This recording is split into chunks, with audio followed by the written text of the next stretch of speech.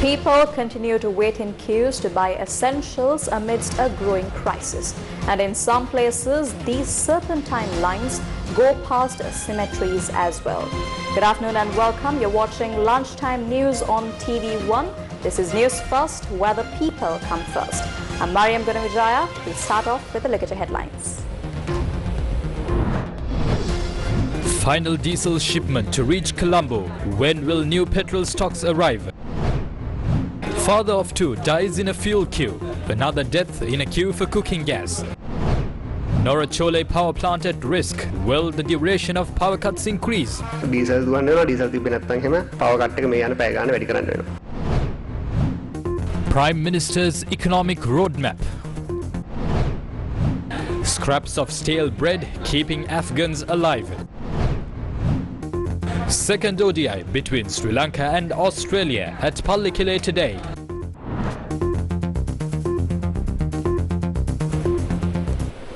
We start off with a tragic story coming from Panadura. A man has lost his life in a queue for fuel last night.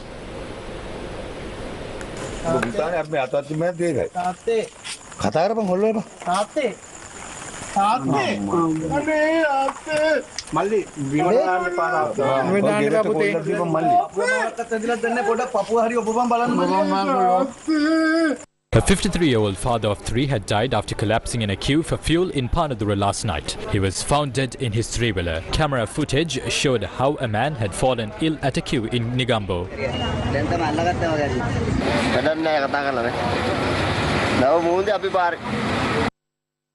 Long queues were seen at filling stations in Colombo, although new stocks had not arrived.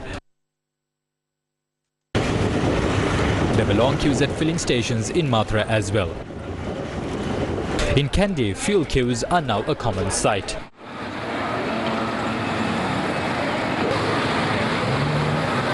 People were seen in line to buy fuel in Badulla.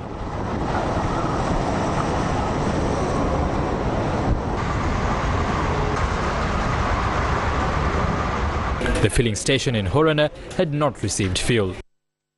Tensions arose at a filling station in Ratnapura.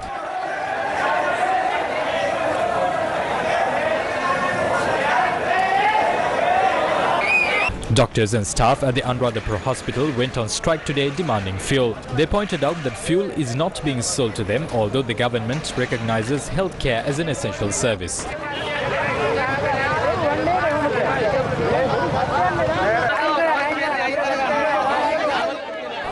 Now, a protest was held in Union Place in Colombo too, demanding fuel this morning. News First's Ahmed Bozo is at the location and reports with the latest. Thank you, Mariam. I'm reporting to you opposite the filling station in Union Place, where, as you can see, a group of people are engaged in conversation with the police. Now, earlier today, these protesters were obstructing the road that leads to Slave Island from Union Place, demanding for fuel. And these protesters are complaining that they have been here since days, however, not been able to obtain fuel. Now, the police intervened and have now cleared the route, and they are allowing vehicles to pass by.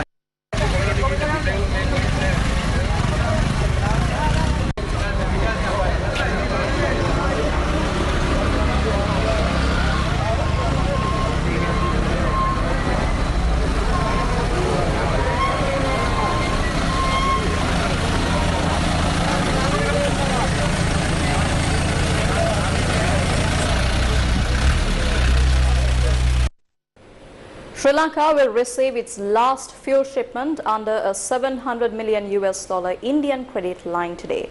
The shipment is carrying 40,000 metric tons of diesel. A spokesperson of the Ceylon Petroleum Corporation says it will take 3 days to unload the shipment. Now, authorities say the next petrol consignment would arrive in 2 days. The Ministry of Energy stocks the existing fuel stocks can last for 2 more days. Moving on, many people are now traveling in trains as fewer buses are running due to the fuel shortage. But a shortage of engine oil is threatening train services as well. Sri Lanka Railways said its engine oil stocks can only last for 2 months. The railway authority said it doesn't have dollars to open letters of credit to import fuel. A senior railways official said some trains have been pulled out of service. Sri Lanka imports engine oil from India or China. Now, there are queues for cooking gas across the country as the shortage keeps worsening. Authorities are distributing gas cylinders by giving priority to hospitals, hotels and crematoriums. A 64-year-old man was the latest casualty in queues for essentials across the country. He had died after collapsing in a queue to buy cooking gas in Pugoda. People of Mathura received LAF's gas cylinders after many days today.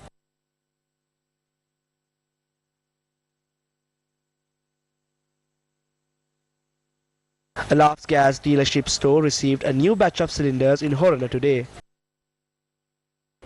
In news making headlines this afternoon, the government is to table a roadmap to economic recovery in Parliament.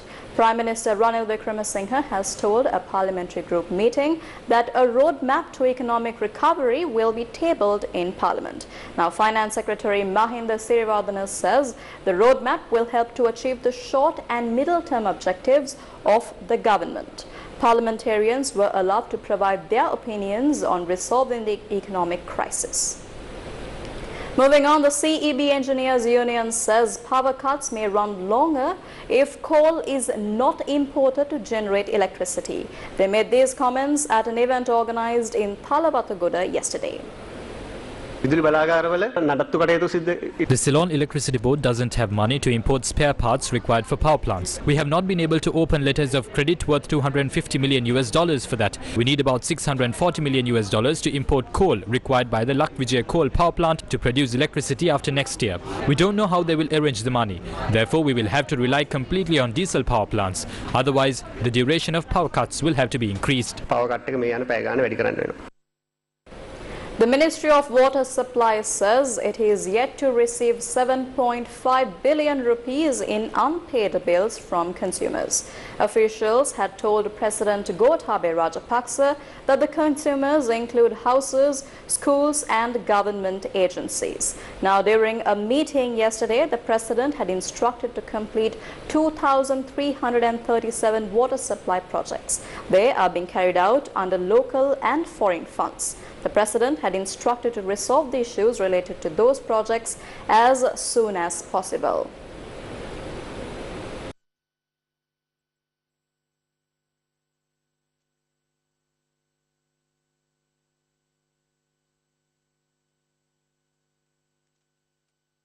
The government has allowed to import 10 essential items through the open account system. It means importers can pay the supplier after receiving goods. Now, the open account system was temporarily suspended on the 6th of last month. Moving on, a woman was prevented from ending her life after throwing her child over the Kadirana bridge in Wattala. A 42-year-old woman from Handala who was prevented from ending her life was handed over to the police.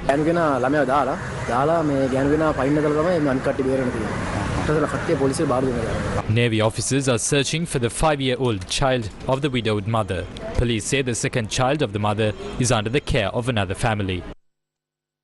Corn farmers in Ampara filed a complaint with the Human Rights Commission yesterday. They are demanding compensation for their crops which were damaged due to wrong policy decisions. Corn farmers in Ampara filed a complaint with the Human Rights Commission and held a protest opposite the Agricultural and Agrarian Insurance Board.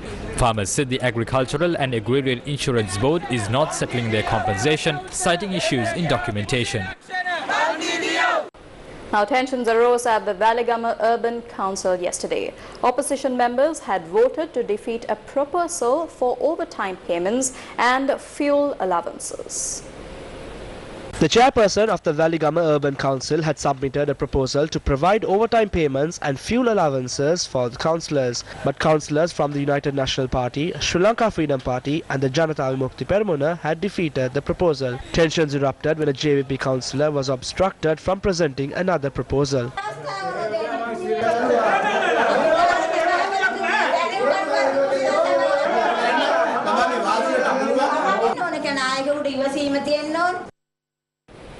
A father of two was found brutally murdered in Godigamua rather, last night.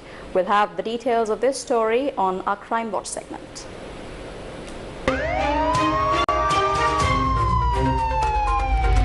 Crime Watch. A 44-year-old father of two was found brutally murdered using a sharp weapon in Godigamua last night. Our correspondent reported that the victim was involved in an argument at his brother's house, leading to his killing. The house had been severely damaged at the time. Moragahahena police are carrying out more investigations into the incident.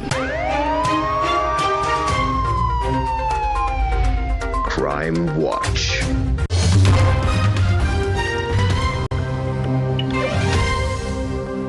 In news overseas now, the demand for stale bread has gone up in Afghanistan due to a global food shortage. Stale bread, which is usually used as food for animals, is now being consumed by people in Afghanistan as well. The situation has been caused by the extreme economic crisis that has caused the price of goods to increase. The income of a person in Afghanistan has dropped by 1/3 after the country came under the leadership of the Taliban.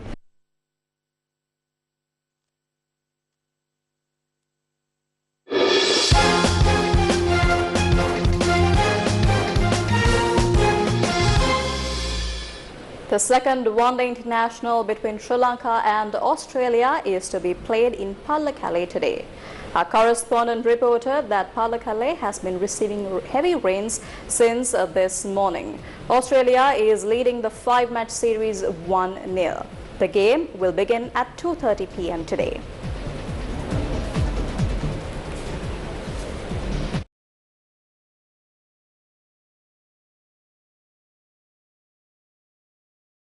This edition of Lunchtime News here on News First, where the people come first.